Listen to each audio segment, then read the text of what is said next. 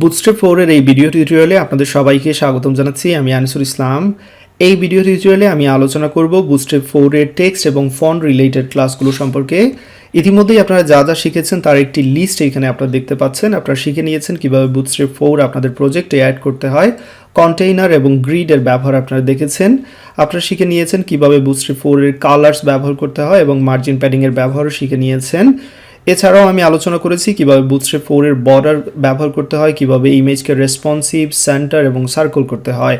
তো এই সবগুলো বিষয় আবারও এই ভিডিও টিউটোরিয়ালে রিভিউ হয়ে যাবে এবং সেই সাথে আপনারা শিখে নেবেন কিভাবে ফন্ট এবং টেক্সট ক্লাসগুলো ব্যবহার করতে হয়। তো এইখানে ইম্পর্টেন্ট একটা বিষয় আপনারা লক্ষ্য রাখবেন, Bootstrap4 এর যে ডিফল্ট সেটিং রয়েছে সেগুলো এখানে উল্লেখ করা আছে। দেখতে পাচ্ছেন font size by default 16 pixel, line height এখানে দেখতে পাচ্ছেন 1.5, ফন্ট ফ্যামিলি দেখতে পাচ্ছেন হেলবাটিকা। তো প্যারাগ্রাফের জন্য মার্জিন প্যাডিং রয়েছে যেমনটা এখানে দেখতে পাচ্ছেন। যাই হোক, এবার আসুন মূল কথায়। আমরা যে ক্লাসগুলো সম্পর্কে Bootstrap4 এর দেখব সেগুলো হচ্ছে টেক্সট ক্লাস। প্রথমেই টেক্সটকে লেফটে নিতে হলে অ্যালাইনমেন্টের জন্য আপনারা যেমনটা করেছিলেন সিএসএস এর ক্ষেত্রে হয়তো বা text align left right centre, exactly এখানে জাস্ট অ্যালাইন ব্যবহার দরকার নেই। টেক্সট লেফট একটা ক্লাস রয়েছে Bootstrap4 এর যেটা সাহায্যে আপনারা চাইলে খুব সহজেই টেক্সটকে লেফটে বা কোনো কিছুকে লেফটে নিতে পারবেন। দেন টেক্সট সেন্টার, টেক্সট রাইট এবং টেক্সট জাস্টিফাই। আপনি চাইলে স্মল স্ক্রিনের ক্ষেত্রে কিভাবে চাচ্ছেন, লার্জ স্ক্রিনের ক্ষেত্রে কিভাবে চাচ্ছেন সেগুলোকে রেসপন্সিভ করতে পারবেন। তো সেগুলো অবশ্যই আমি ব্যবহার দেখাবো। এছাড়াও কিছু ক্লাস রয়েছে দেখতে পাচ্ছেন, lower case, upper case, capitalise. তো ছোটো হাতের অক্ষরের জন্য আমাদের এটা ব্যবহার করতে হবে। আপার কেসে নিতে চাইলে টেক্সট আপার কেস ব্যবহার করতে হবে। তো এই ক্লাসগুলো সম্পর্কে ডেফিনেটলি আমি আলোচনা করব। ফন্ট রিলেটেড যে ক্লাসগুলো রয়েছে এখানে দেখতে পাচ্ছেন font weight, bold, bolder, normal, light, lighter, italic and small. তো এই প্রত্যেকটা ক্লাসেরই ব্যবহার আমি দেখানোর চেষ্টা করব, সেই জন্য আমি আপনাদের ভিজুয়াল স্টুডিও কোডে নিয়ে যাচ্ছি। তো তার আগে এখানে দেখতে পাচ্ছেন একটা ডেমো, যেটা আসলে এরকম আমরা একটা কিছু তৈরি করব ইনশাআল্লাহ। তো এইখানে অবশ্যই সেন্টার করা আছে, দেখতে পাচ্ছেন টেক্সট অ্যালাইনমেন্ট ব্যবহার করা হয়েছে এবং ইমেজ এইখানে সার্কেল রয়েছে, যেটা অলরেডি আপনারা শিখে নিয়েছেন আগের ভিডিওগুলো থেকে। এবং এইখানে দেখতে পাচ্ছেন টেক্সটকে মিউটেড করা হয়েছে, স্মল টাইপের টেক্সট ব্যবহার করা হয়েছে। আমি যদি এটাকে ছোট করি দেখতে পাচ্ছেন অবশ্যই রেসপন্সিভ। বড় স্ক্রিনের ক্ষেত্রে হয়তো বা এগুলো সেন্টারে রয়েছে, বাট ছোট স্ক্রিনের ক্ষেত্রে আমি এগুলো আসলে অ্যালাইনমেন্ট লেফটে দিয়ে রেখেছি। তো এই কাজগুলো অবশ্যই এই ভিডিও থেকে আপনারা শিখে নেবেন। তো চলুন শুরু করা যাক। প্রথমে আমি একটি এইখানে নতুন ফাইল তৈরি করেছি bootstrap4.html নামে। আমি এখান থেকে এটা সরিয়ে নিচ্ছি, আমি আউটপুট মূলত এইখানে দেখব। সো এইখানে যা যা আছে আমি একটা রিভিউ দিচ্ছি। লক্ষ্য রাখবেন এখানে বেসিক স্ট্রাকচার রয়েছে বরাবরের মতোই, Bootstrap4 এর সিডিএন রয়েছে এবং বডির মধ্যে যেগুলো Bootstrap4 এর লিঙ্ক থাকা দরকার সেগুলো ডেফিনেটলি এখানে রয়েছে। ওকে, সো এই কাজগুলো অবশ্যই করে নেবেন। আমি সবসময় কি চেষ্টা করছি, আসলে মূলত এক্সটার্নাল সিএসএস ব্যবহার করার চেষ্টা করছি না। আমি চাচ্ছি Bootstrap4 এর যে ক্লাসগুলো রয়েছে সেগুলোর সাথে আপনাদের বেশি করে পরিচয় করিয়ে দেওয়ার। আপনারা যে কোনো সময় চাইলে এক্সটার্নাল সিএসএস ব্যবহার করতে পারবেন, ইন্টারনাল সিএসএস ব্যবহার করতে পারবেন, সেটা আপনাদের ইচ্ছা এবং সে সম্পর্কে আমি অলরেডি কয়েকবার আলোচনাও করেছি। তো চলুন শুরু করা যাক। প্রথমে একটা বেসিক স্ট্রাকচার তৈরি করে নেই। আমরা বরাবর যেরকম কন্টেইনার নেই, কারণ কন্টেইনারের মধ্যে আমাদের সব কিছু থাকবে। সো কন্টেইনার নিয়ে নিলাম।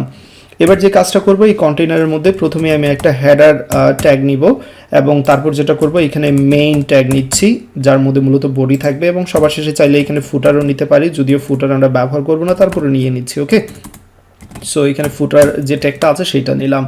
এবার হেডারের মধ্যে যা দেখাতে চাচ্ছি সেটা এখানে লিখে দেবো। ধরা যাক আমি একটি H1 ট্যাগ চাচ্ছি এবং এইখানে লিখে থাকবে স্টাডি উইথ আনিস। আপনারা যে কোনো কিছু দিতে পারেন। সো ডেফিনেটলি রিলোড করা মাত্র এখানে দেখতে পাচ্ছেন এটা চলে এসেছে। তো আমি হেডারটাকে মূলত যে কাজ করব একটু স্টাইলাইজ করতে চাইবো, তবে সেই কাজগুলো আমরা পরে করব। তার আগে যে কাজটা করতে পারি, আমরা আমাদের যে বেসিক স্ট্রাকচার যেটা তৈরি করতে চাচ্ছি সেটা তৈরি করে নেই। তো চলুন শুরু করা যাক। এবার যে কাজ করব, আমি চাচ্ছিলাম একটি রো থাকবে এবং রো এর মধ্যে 4টি কলাম থাকবে। তো এই কাজটা আমরা অনেকবার করেছি, রো ক্লাস ব্যবহার করব বুটস্ট্র্যাপের। এবং এইখানে যে কাজটা করব, লার্জ স্ক্রিনের ক্ষেত্রে আমি চাচ্ছি 4টি ভাগে বিভক্ত করে নিতে। সেই ক্ষেত্রে আমি কলাম লার্জ 3 নিচ্ছি, প্রত্যেকটা কলাম 3টি কলাম, প্রত্যেকটা অংশ 3টি কলামের জায়গা নেবে। এই কাজটা করতে যাচ্ছি এবং এইখানে আমি কিছু টেক্সট নিতে চাচ্ছি। সেক্ষেত্রে আমি একটি H5 হেডিং ব্যবহার করব এবং H5 এর মধ্যে বলে দিচ্ছি সাপোজ ওয়েব ডিজাইনিং এবং একটি প্যারাগ্রাফ ডেফিনেটলি এখানে নিচ্ছি লরাম 20 জন্য। ওকে, সো সেভ করে নিলাম এবং দেখতে পাচ্ছেন এখানে আউটপুট চলে এসেছে। এবার এক্স্যাক্টলি সেম আমি এটাকে কপি করে নেব এবং নিচের দিকে পেস্ট করে দিচ্ছি। ওকে, সো ডেফিনেটলি 4টি এখানে দেখতে পাচ্ছেন অংশে বিভক্ত করা হয়ে গেছে। তো আমাদের বেসিক স্ট্রাকচার যা যা দরকার মোটামুটি তৈরি করে নিয়েছি। এবার আরেকটা ইম্পর্টেন্ট বিষয় হচ্ছে আমি চাচ্ছিলাম আইকন অ্যাড করব। তো আইকন অ্যাড করার জন্য আমি যেটা করব, এখানে ফন্ট অসমের আইকন ব্যবহার করব। কিভাবে ফন্ট অসমের আইকন ব্যবহার করতে হয় আপনারা অনেকবার দেখেছেন। প্রথমে আমাদের সিডিএনটা লাগবে, সো এখান থেকে সিডিএনটা লিঙ্ক কপি করে নিলাম, উপরের দিকে এখানে বসিয়ে দেব, একটা কমেন্ট দিয়ে দিচ্ছি ফন্ট অসম সিডিএন, এবং এই সিডিএনের লেখার নিচে আমি আসলে মূলত আমার যে লিঙ্কটা সেটা বসিয়ে দেবো এবং ডেফিনেটলি এটাকে কমেন্ট করে দিচ্ছি। রাইট, তো এবার আমি যেই ফন্ট চাচ্ছি বা যে আইকনটা চাচ্ছি সেটা ব্যবহার করতে পারবো। আমি চাচ্ছিলাম হ্যান্ডস হেল্পিং, এই আইকনটা ব্যবহার করব। তো এখান থেকে যে HTML এর কোডটা রয়েছে এটা আমি কপি করে নিলাম এবং আমি এটা ডেফিনেটলি এবার আমার বসাতে পারবো যে জায়গা চাচ্ছি। তো আমি চাচ্ছি এই যে কলামের উপরের দিকে এই জায়গায় বসাবো, আমি সেভ করে নিলাম। তো ডেফিনেটলি আইকনটা চলে এসেছে। তো এই আইকনটা এবার আমি সব জায়গায় বসিয়ে দিচ্ছি। তো এটা আমার বেসিক স্ট্রাকচার যেটা দরকার আমি প্রথমে তৈরি করে নিয়েছি। মূলত এখানে কোনো স্টাইলিং এখনও করিনি, সো অবশ্যই স্টাইল ব্যবহার করব। তো এই পর্যন্ত যা যা করলাম এখানে আপনারা নিশ্চয়ই বুঝতে পেরেছেন, এখানে না বোঝার কিছু নেই, কারণ এই জিনিসগুলো আমরা অনেকবার অলরেডি দেখেছি। রো কলামের ব্যবহার, কন্টেইনারের ব্যবহার, তো ফন্ট অসম কীভাবে অ্যাড করতে সেটাও আপনারা দেখলেন। এবার যে কাজ করবো, এবার মূলত স্টাইলিংটা শুরু করব আমরা। তো প্রথমেই যে কাজটা করতে যাচ্ছি, আমি প্রথমেই হেডারের যে স্টাইল সেটা আমি ডিফাইন করে দেব। সো হেডারের জন্য আমি এখানে ক্লাস নিচ্ছি, যে ক্লাসটা প্রথমে নিতে চাচ্ছি, ধরা যাক আমি চাচ্ছি ব্যাকগ্রাউন্ড কালার চেঞ্জ করবো। সো ব্যাকগ্রাউন্ড আমি প্রাইমারি কালার নিতে চাচ্ছি। তো এখানে ব্যাকগ্রাউন্ড প্রাইমারি মাত্র দেখতে পাচ্ছেন ব্যাকগ্রাউন্ড কালারটা চলে এসেছে। এবার টেক্সটের কালার চেঞ্জ করব, সেটাও অলরেডি আমরা জানি কিভাবে করতে হয়। প্রথমে টেক্সট লিখে তারপর কালারের নাম দিতে হবে। তো আমি এখানে হোয়াইট নিচ্ছি, সো ডেফিনেটলি এখানে হোয়াইট কালারের টেক্সট সেট করা হয়ে গেল। এবার চলুন কিভাবে প্যাডিং দিতে হয় সেটা আমরা অলরেডি জানি। সো প্যাডিং দিয়ে নেই, এতে করে দেখতে সুন্দর লাগবে। সো আমি চাচ্ছি মূলত এখানে প্যাডিং দিব, উপরে এবং নিচের দিকে প্যাডিং দিব। তো চাইলে আমি এই কাজটা করতে পারি, প্যাডিং টপ একবার নিতে পারি, প্যাডিং টপ 3, দেন প্যাডিং বর্ডার 3 এরকম নিতে পারি, বটম 3 এরকম নিতে পারি ডেফিনেটলি। সো উপরে এবং নিচের দিকে প্যাডিং চলে আসবে, বাট দুইটাকে একসাথেও আমি লিখতে পারি, সেটা হচ্ছে PY। সো ওয়াই এক্সিস বরাবর এইখানে মূলত প্যাডিংটা দিচ্ছি। আমরা চাইলে এক্স এক্সিস বরাবর দিতে পারি, এরকম ডানে বামে প্যাডিং দিতে পারি, আবার চাইলে উপরে নিচে দিতে পারি। তো উপরে নিচের দেওয়ার জন্য আমরা মূলত ওয়াই ব্যবহার করব। সো এখানে প্যাডিং দেওয়ার কাজ শেষ। এবার যে কাজটা করতে হবে লক্ষ্য রাখবেন, এইখানে আমি হেডারের জন্য যা কিছু করার দরকার করে নিয়েছি। এবার এই হেডারটাকে কিভাবে সেন্টারে নিতে হবে, এই ক্ষেত্রে আমাকে ব্যবহার করতে হবে টেক্সট ক্লাস। সো হেডারকে সেন্টার নেওয়ার জন্য, কোনো একটা জিনিসকে সেন্টার নেওয়ার জন্য আমাকে যেটা করতে হবে টেক্সট সেন্টার, লেফটে নেওয়ার জন্য টেক্সট লেফট, রাইটে নেওয়ার জন্য টেক্সট রাইট, এরকম আমরা ব্যবহার করতে পারি। তো আমি এখানে দেখাচ্ছি আপনাদের টেক্সট সেন্টার, এই ক্লাসটা ব্যবহার করব এবং সাথে সাথে এটা সেন্টারে চলে এসেছে দেখতে পাচ্ছেন আপনারা। বাই ডিফল্ট টেক্সট লেফট থাকে, সেই ক্ষেত্রে আসলে লেফট দেওয়ার কোনো দরকার নেই। দেখতে পাচ্ছেন এখানে আবার লেফটে চলে আসলো। তারপর আমরা চাইলে এখানে রাইট দিতে পারি, অবশ্যই রাইটের দিকে চলে আসবে। এটা বড় করে দেখাচ্ছি, দেখতে পাচ্ছেন এটা রাইটে চলে এসেছে। তো আমরা চাইলে এটা ডিফারেন্ট স্ক্রিন সাইজের জন্য একে ডিফাইন করে দিতে পারি, অর্থাৎ রেসপন্সিভ করে দিতে পারি। সেটা কিভাবে আমি আপনাদের দেখাচ্ছি। তো ধরা যাক আমি চাচ্ছি ছোট স্ক্রিনের ক্ষেত্রে এটা হবে সেন্টারে থাকবে। ওকে, এটা হচ্ছে ছোট স্ক্রিনের জন্য। সো আমি টেক্সট সেন্টার দিচ্ছি প্রথমে, এটা হচ্ছে আমার ছোট স্ক্রিনের জন্য। এবার লার্জ স্ক্রিনের জন্য কিভাবে চাচ্ছি বা মিডিয়াম স্ক্রিনের জন্য কিভাবে চাচ্ছি সেটা বলে দিতে পারি। তো আমি চাচ্ছি মিডিয়াম বা লার্জের ক্ষেত্রে কি হবে সেটা এখানে বলে দিচ্ছি। ধরা যাক আমি বলে দিচ্ছি এখানে হবে লেফটের দিকে বা রাইটের দিকে থাকবে। ওকে, সো বিষয়টা লক্ষ্য রাখবেন, সবসময় আমরা কি করি খুব ইজি ওয়েতে ছোট স্ক্রিনের জন্য কি চাচ্ছি সেটা বলে দিই, তারপর এখানে বলে দেবো যে মিডিয়াম বা তার উপরে গেলে কি হবে। সো এখানে জাস্ট মিডিয়াম বলে দিলে হবে, সেক্ষেত্রে মিডিয়াম স্ক্রিনের জন্য রাইট থাকবে এবং তার উপরের যে স্ক্রিনগুলো আছে স্ক্রিন সাইজের জন্য রাইট থাকবে। ওকে, সেভ করে নিলাম। তো এবার দেখতে পাচ্ছেন ছোট স্ক্রিনের জন্য এখানে কি হচ্ছে, সেন্টার হচ্ছে যেমনটা বলেছি, বাট যখনই মিডিয়াম হয়ে যাবে তখনই মূলত এটা রাইটের দিকে চলে যাচ্ছে। মিডিয়ামের উপরের ক্ষেত্রেও সেম থাকবে।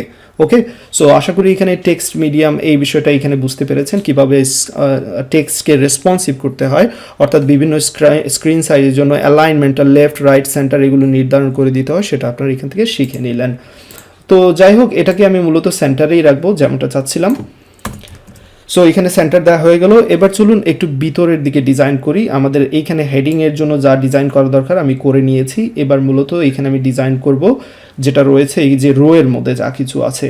তো রো এর মধ্যে আমি আরেকটা কাজ করতে যাচ্ছি, মূলত এই রোটা ধরা যাক সার্ভিসের জন্য আমি ব্যবহার করছি। সো এখানে জাস্ট উপরের দিকে একটা টাইটেল দেখাতে চাচ্ছি সার্ভিসেস নামে। ওকে, সো সেই টাইটেলটা দেখানোর জন্য আমাকে যে কাজটা করতে হবে, আমি একটা ডিভ নিয়ে নিচ্ছি এখানে। তো পুরো রো যেটা আছে আমি সেটাকে আগে এখান থেকে কেটে নিচ্ছি যাতে করে বুঝতে সুবিধা হয়। এইখানে যা কিছু রয়েছে আমি কেটে নিলাম, দেখতে পাচ্ছেন মেইন ট্যাগটা রয়েছে। ওকে, তো মেইন ট্যাগের মধ্যে প্রথমেই যে কাজটা করতে যাচ্ছি, আমি একটি নতুন ক্লাস তৈরি করতে যাচ্ছি বা ডিভ তৈরি করতে যাচ্ছি। এই ডিভের নাম দিচ্ছি সার্ভিস সেকশন, এবং এই সার্ভিস সেকশনের মধ্যে পুরো আমি যে রোটা তৈরি করেছিলাম সেটাকে পেস্ট করে নিয়েছি। এবার এই রোয়ের উপর আমি যে কাজটা করতে যাচ্ছি, এখানে মূলত আরেকটা ডিভ তৈরি করতে যাচ্ছি, এবং এই ডিভের নাম দিয়ে দিচ্ছি টাইটেল। আপনারা যে কোনো কিছু দিতে পারেন, টাইটেল অথবা হেডার বা হেডার সেকশন, যে কোনো কিছু, যাই হোক আমি এখানে টাইটেল দিচ্ছি। এবং এই টাইটেলের মধ্যে আমি লেখা দেখাতে চাচ্ছি, ধরা যাক H3 এর মাধ্যমে যে সার্ভিসেস। ওকে, সো সেই সাথে দেখতে পাচ্ছেন এইখানে যে সার্ভিসেস যেটা দিয়েছি সেটা চলে এসেছে। এবার এটাকে ডিজাইন করে নিতে পারি, তবে তার আগে চাচ্ছি যে আমি এইখানে যে সার্ভিস সেকশন রয়েছে তার ব্যাকগ্রাউন্ড কালার চেঞ্জ করব। তো আমি এখানে একটু ভিতরের দিকে দিয়ে দিচ্ছি, এতে করে বুঝতে সুবিধা হবে। পারফেক্ট। ওকে, তো চলুন এবার এর ব্যাকগ্রাউন্ড কালার চেঞ্জ করা যাক। তো আমি চাচ্ছি এর ব্যাকগ্রাউন্ড দেবো লাইট কালার অ্যাপ্লাই করা হয়ে যাবে সাথে সাথে এখানে ব্যাকগ্রাউন্ডের কালার হিসেবে, এবং ডেফিনেটলি এটা অ্যাপ্লাই করা হয়ে গেছে, ব্যাকগ্রাউন্ড কালার লাইট। তারপর যে কাজটা করব, এখানে আমি প্যাডিং দিয়ে দিচ্ছি, টপের দিকে 3 REM এর মতো প্যাডিং দিয়ে দিচ্ছি। ওকে, সো এবার আমার নেক্সট কাজ হচ্ছে, এখানে লাইট কালার হয়তো আপনারা ঠিক মতো দেখতে পাচ্ছেন না, বাট এখানে অবশ্যই কালার অ্যাপ্লাই করা হয়ে গেছে। তো এইখানে যে কন্টেইনারটা রয়েছে, আমার কন্টেইনারের নাম দিয়েছি আমি সার্ভিস সেকশন, এইখানে নিয়েছি টাইটেল, সার্ভিসেস লেখা আছে। এই সার্ভিসেস লেখাটাকে এবার আমাকে একটু ডিজাইন করে নিতে হবে। তো সেটাকে চাইলে আমি এখানে মার্জিন প্যাডিং যা কিছু ইচ্ছা আমার দিতে পারি। প্রথমে আমি টেক্সটটাকে সেন্টারে নিতে চাচ্ছি, সেক্ষেত্রে আমাকে কী করতে হবে, টেক্সট সেন্টার ক্লাস ব্যবহার করতে হবে। দেখতে পাচ্ছেন এটা আসলে সেন্টারে চলে এসেছে। এবার চাচ্ছি তার নিচের দিকে এইখানে মার্জিন দেবো, কারণ অনেকটা গায়ে লেগে আছে। সো মার্জিন বটম এইখানে ব্যবহার করব, এবং এখানে 3 REM এর মতো নিচ্ছি। ওকে, সো এবার অনেকখানি নিচে চলে এসেছে, পারফেক্ট।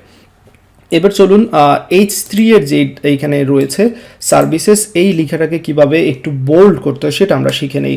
তো সেই ক্ষেত্রে আমাদের যে ক্লাসটা ব্যবহার করতে হবে, ফন্টের থেকে ফন্ট ওয়েট আমরা এখানে চাইলে নর্মাল, যেটা নর্মালি থাকে, দেন বোল্ডার, লাইটার এগুলো ব্যবহার করতে পারবো। তো এখান থেকে আমি বোল্ডারটা ব্যবহার করছি। ওকে, তো সেই ক্ষেত্রে ডেফিনেটলি দেখতে পাচ্ছেন এটা বোল্ড হয়ে গেছে। তো এইখানে যা যা ডিজাইন করার দরকার মোটামুটি এখানে আমি ডিজাইন করে নিয়েছি। এবার চলে যাব রোয়ের মধ্যে যা যা চাচ্ছি সেগুলো ডিজাইন করব। তো বাই ডিফল্ট এইখানে লক্ষ্য রাখবেন রো যেটা রয়েছে, আমি চাইলে এইখানে যা যা কিছু আছে রোয়ের মধ্যে সব কিছুকে সেন্টারে নিয়ে আসতে পারি। আবার চাইলে ধরা যাক এইখানে রোয়ের মধ্যে যা কিছু আছে, প্রত্যেকটা কলামের মধ্যে যা কিছু আছে সেটা আমি কি করতে পারি, এখানে টেক্সট সেন্টার দিতে পারি। সো টেক্সট সেন্টার দেওয়ার মাধ্যমেই দেখতে পাচ্ছেন এখানে প্রথম যে কলামটা আমি তৈরি করেছিলাম, যে ডিপটা, সেটা সব কিছু সেন্টারে চলে এসেছে। আবার চাইলে এখানে আমি এটা কপি করে নিচের দিকে বসাতে পারি, এতে করে সেকেন্ড যে ডিপটা রয়েছে সেটাও সেন্টারে চলে আসবে। তো এরকম চাইলে প্রত্যেকটাকেই আমি কি করতে পারি, সেন্টার করে নিতে পারি।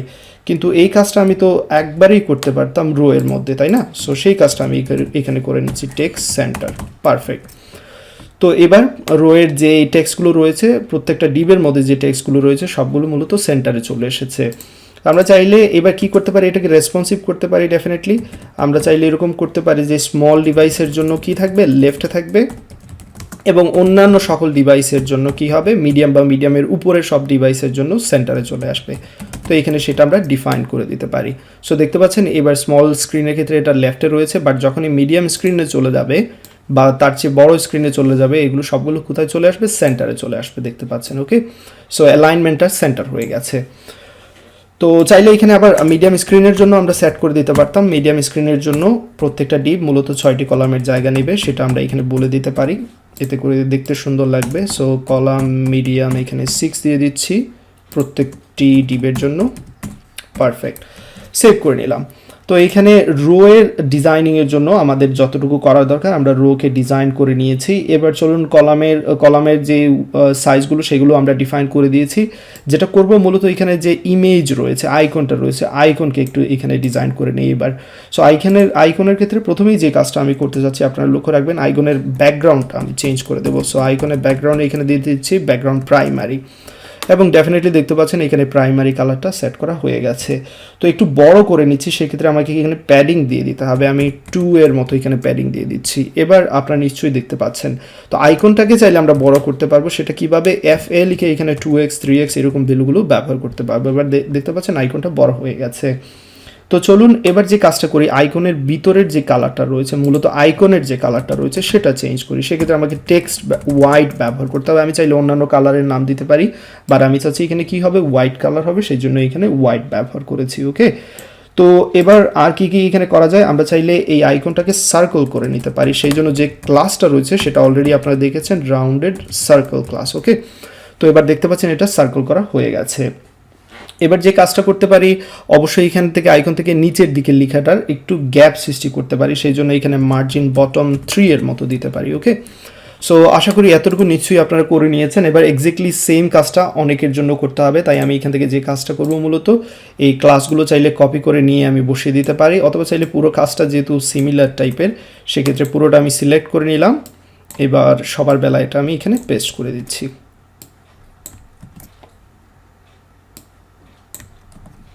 সেভ করে নিলাম। চলুন এবার আউটপুটের অবস্থা দেখা যাক। দেখতে পাচ্ছেন এখানে পারফেক্টলি দেখাচ্ছে যেমনটা চেয়েছিলাম। এবার চলুন এইখানে যেগুলো রয়েছে সেগুলো চাইলে এই টেক্সটগুলোকে একটু ডিজাইন করে নিতে পারি। তো সেই জন্য প্রথমে আমি যে কাজ করব, এখানে H5 এর ক্ষেত্রে আমি যেটা চাচ্ছি, ধরা যাক এইখানে যে লেখাগুলো রয়েছে এগুলোকে আমি আপার কেস লোয়ার কেসে নিতে চাচ্ছি। সেক্ষেত্রে আমরা চাইলে টেক্সট ক্লাস ব্যবহার করতে পারবো, যে ক্লাসগুলো অলরেডি আপনারা দেখেছেন, আমি দেখিয়ে দিয়েছি স্লাইডে। Text upper case, lower case কিংবা ক্যাপিটালাইজ এগুলো ব্যবহার করতে পারবেন। তো ধরা যাক আমি এখানে টেক্সট আপার কেস ব্যবহার করছি, সেক্ষেত্রে কি হবে, এইখানে দেখতে পাচ্ছেন এটা সেকেন্ড ডিবে আমি অ্যাপ্লাই করেছি, সব লেখাগুলো কি হয়ে যাবে, আপার কেসে কনভার্ট করা হয়ে যাবে। তো এক্স্যাক্টলি সেম কাজ আমি অনেকের জন্য করতে চাচ্ছি, সেই জন্য আমি কপি করে পেস্ট করে বসিয়ে দিলাম এইখানে, এই যে H5 এর জায়গায়, এবং এইখানে বসিয়ে দিচ্ছি। ওকে, সো এবার দেখতে পাচ্ছেন পারফেক্টলি বসে গেছে। ওকে, আমি এখানে ডামি টেক্সট নিয়েছি, আপনারা আপনাদের ইচ্ছা মতো টেক্সট, আইকন, ডিজাইন সব কিছু করতে পারবেন। ওকে, আমি জাস্ট ক্লাসগুলোর ব্যবহার দেখাচ্ছি, এটা হচ্ছে মেইন ফ্যাক্ট। এবার চলুন লেখাগুলোকে একটু ছোট করা যায় কিনা। প্যারাগ্রাফের লেখাগুলো ছোট করার জন্য ক্লাস রয়েছে, এবং সেই ক্লাসের নামও অলরেডি আপনারা দেখে নিয়েছেন। ক্লাসের নাম হচ্ছে স্মল, যেমনটা আপনারা দেখেছেন এখানে স্মল নামে একটি ক্লাস রয়েছে। ইটালিক করার জন্য ইটালিক, ফন্ট ইটালিক ব্যবহার করতে পারবেন। তো চলুন এবার টেক্সটগুলোকে একটু স্মল করে নিই প্যারাগ্রাফের জন্য। সো আমি এখানে ক্লাস, আমি স্মল ক্লাসটা ব্যবহার করছি, এবং সাথে সাথে এখানে টেক্সটগুলো কি হয়ে গেছে, স্মল হয়ে গেছে। এবার চাইলে এই টেক্সটগুলোকে একটু মিউটেড করতে পারি আমরা। তো সেই জন্য যে ক্লাসটা ব্যবহার করতে হবে, টেক্সট মিউটেড ক্লাস ব্যবহার করতে হবে। আমি টেক্সট মিউটেড ক্লাসটা ব্যবহার করে নিলাম, দেখতে পাচ্ছেন এইখানে মিউটেড করা হয়ে গেছে। এবার এক্স্যাক্টলি এই কাজটা আমি অনেকবার করতে চাচ্ছি, তাই এখান থেকে কপি করে নিলাম, এইখানে পেস্ট করে দিচ্ছি। অবশ্যই ডবল কোটেশন মিসিং ছিল, ডবল কোটেশন অবশ্যই মিসিং ছিল, এখানেও এক্স্যাক্টলি সেম কাজ করে নিলাম। তো পারফেক্টলি কাজ শেষ। দেখতে পাচ্ছেন আমরা যে ডিজাইনটা করতে চেয়েছিলাম সেই ডিজাইনটা করা হয়ে গেছে। এবার আপনাদের ইচ্ছা মতো মার্জিন, প্যাডিং দিয়ে এটাকে নানান স্টাইলে স্টাইলাইজ করতে পারবেন। এই ভিডিও এতটুকু থাকবে। পরবর্তী ভিডিও টিউটোরিয়ালে আরেকটা নতুন এবং ইম্পর্টেন্ট টপিক নিয়ে আলোচনা করব। ততক্ষণ পর্যন্ত সবাই ভালো থাকবেন, সুস্থ থাকবেন। আল্লাহ হাফিজ।